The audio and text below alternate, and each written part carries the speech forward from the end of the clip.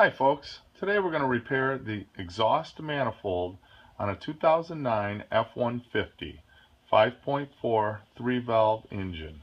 The first step is I've made preparations to be able to safely lift and lower the engine so as to be able to get the exhaust manifold out. There's not a lot of room between the engine and the frame rail to get the exhaust manifold out. I've installed a bolt in the block using a cable slung around the bolt, and I'm using an engine support fixture that I would typically use to support an engine if you were doing a front wheel drive transmission. You can also use the support underneath the vehicle, but as I'm using a hoist, I will be raising the vehicle up and down, so it's more convenient for me to use this infinitely adjustable screw to the cable and safely lift the engine up and down as I need it. Step 2 is to safely raise and support the vehicle to a comfortable working height. You will need to remove the tire and inner wheel well, as well as be working under the vehicle. I am using a hoist, but you can raise it and support on jack stand safely. So I've removed the wheel and tire assembly and also removed the inner wheel well so as to expose the exhaust manifold, so I can begin removing the manifold. I could see one of the studs, actually two of the studs, and they look to be in good condition. As I examine the rest of them, they all seem to be intact. However, they look very rusty and crusty. So we're going to have our work cut out for us to get these out. I believe this exhaust manifold is cracked, but I won't know until I remove it. I'm going to remove this little heat shield to give me a little more access to the rest of the studs. With the heat shield out of the way, I got exposure to all of the top studs. And they all look okay for the age of this vehicle.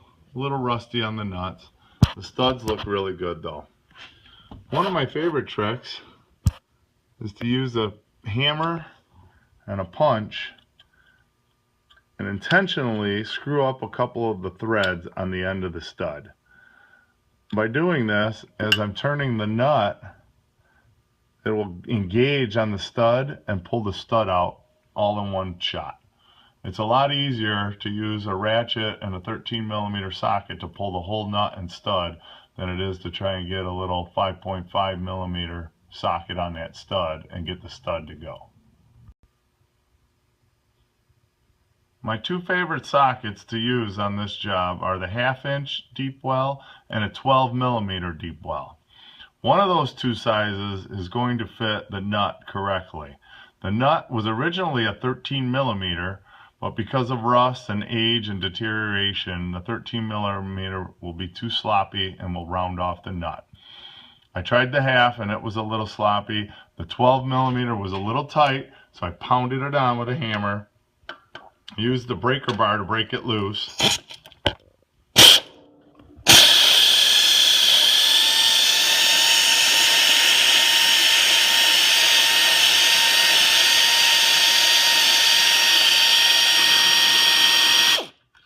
And as you can see, by screwing up the threads, as I did in the last step, I was able to pull the nut and the stud right out, all in one assembly. Real simple. Okay, I've raised up the vehicle and I'm working from underneath. There's a couple things I need to do to expose the exhaust manifold underside.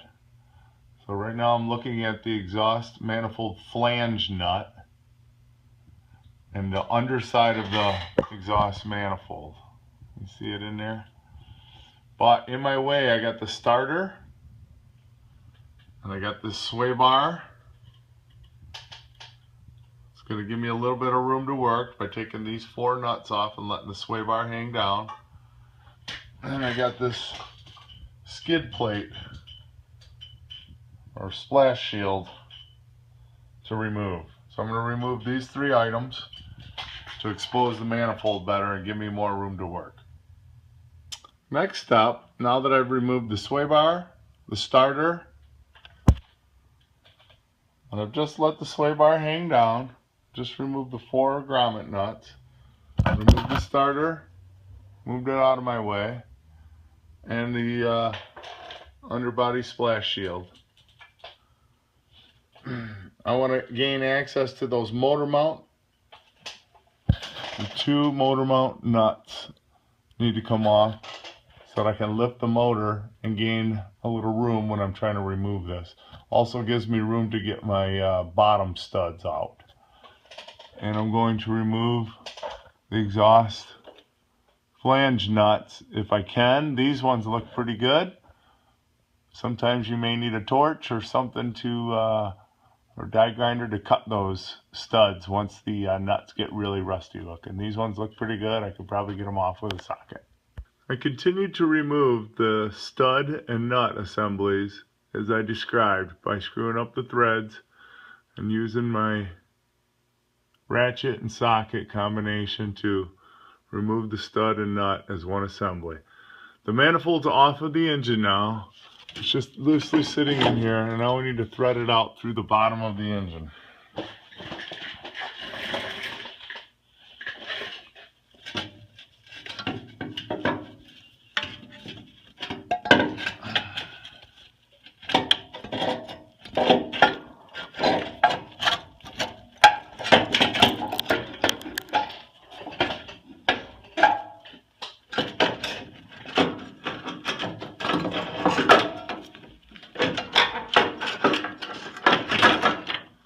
This is why lifting the motor and getting something to support the engine safely is critical, because you need that extra space to slide it out.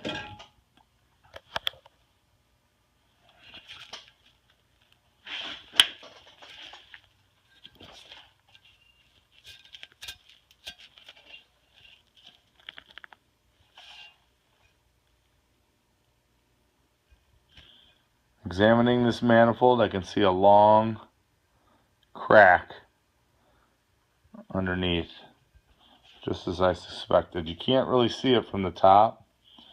You can see it there. It starts all the way there, goes all the way to the back of the manifold. The manifold definitely needs to be replaced. I did have one stud that didn't come out with the nut as planned. And that's okay. The nut came off without any problem. The manifold was removed easily. But now we got to go back in and fish this stud out. And you can easily do this with a pair of channel locks or some vice grips. If the head of the stud is still good, there is a 5mm socket that can go on it, but usually they're pretty well shot, and it's just as easy to get some pliers or vice grips and start turning it. But you can see it's a slow, painful, slow turning process. So if you can get it with the nut, it's highly recommended. Before putting the new manifold and gasket on, I like to prep the head surface and make sure it's nice and flat. We can do this by using a putty knife or scraper and getting some of the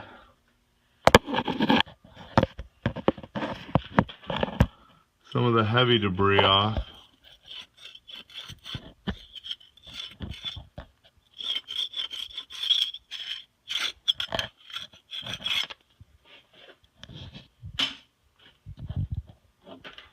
You can also lightly sand it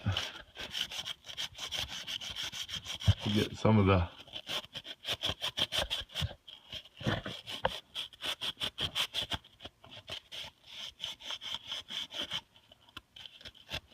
exhaust deposit off it, so it's a nice flat clean surface. This particular job had a stud that broke off in the cylinder head. We need to remove this stud in order to secure the manifold correctly to the cylinder head. We're going to do that with the exhaust manifold broken stud removal tool available from FixItRightTools.com.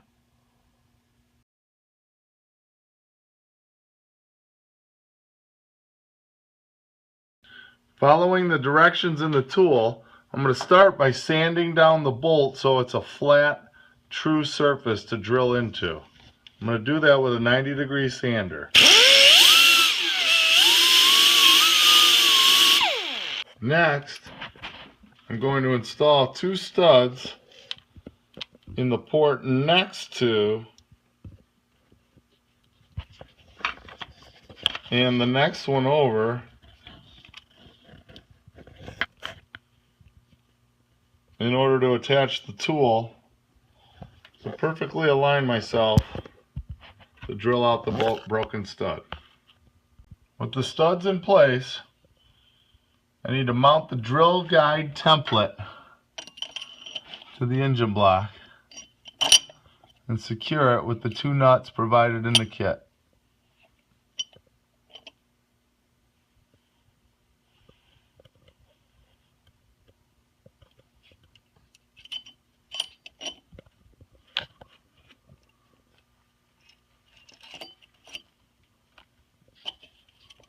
Slide it all the way flush to the block.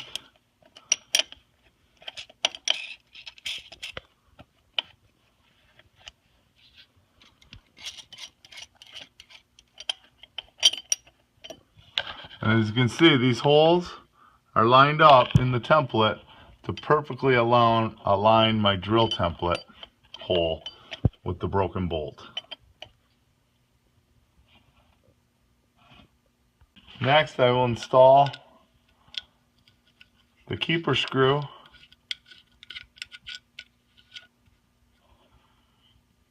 and the drill bushing guide into the template.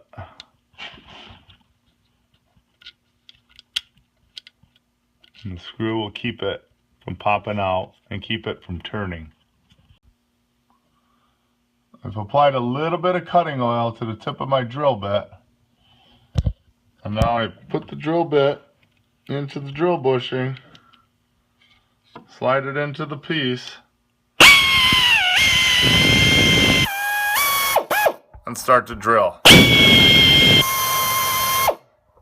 I've removed the drill template, and as you can see, I have a hole drilled perfectly in the center of my broken stud. I'm going to use this hole to insert a screw extractor, and we're going to unscrew that bolt. Using a hammer, I'm tapping the screw extractor in to get a good firm bite on the broken stud.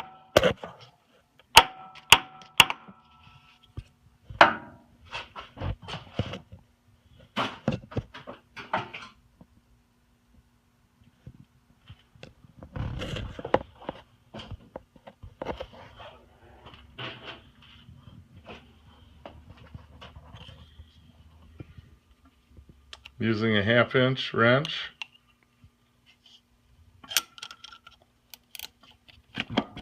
or socket, I will simply remove that broken stud.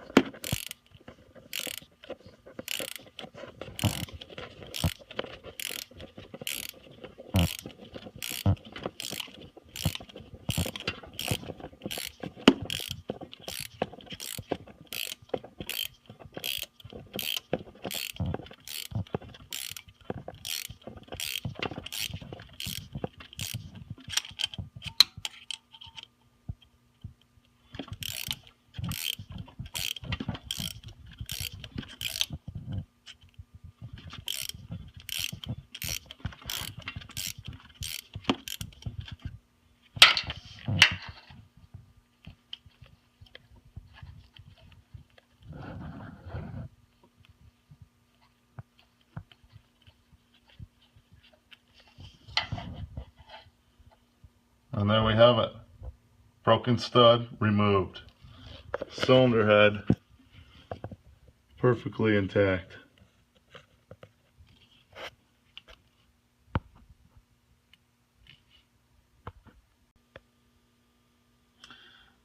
I've installed the manifold from underneath the vehicle in reverse procedure of the way we took it out.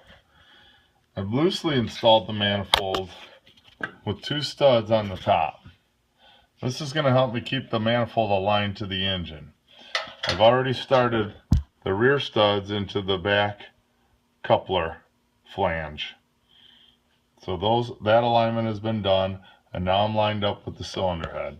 I'm going to go ahead and put all 4 studs in the bottom of the manifold only. One of my last tricks is I cut the bottoms of the holes on the gasket, and I got all the bottom studs in the manifold right now. This allows me to slip the gasket in and let it drop in on the studs that I already have in the bottom. Slide it right in there. There's one.